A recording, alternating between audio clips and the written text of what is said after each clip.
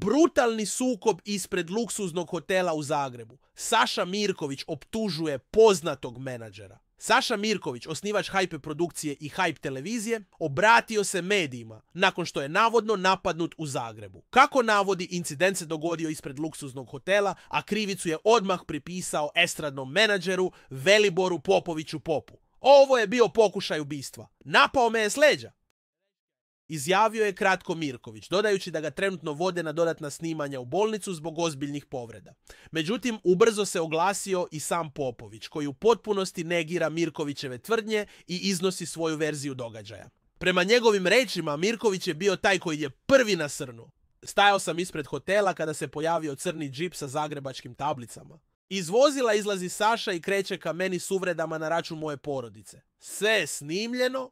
Snimak jasno pokazuje da je on bio taj koji je prvi krenuo fizički, rekao je Popović za domaće medije. Dodaje i da su Mirkovićeve izjave u javnosti pokušaj da manipuliše situacijom i predstavi sebe kao žrtvu. Neću dozvoliti da se naruši moj obraz, pogotovo kada je porodica u pitanju.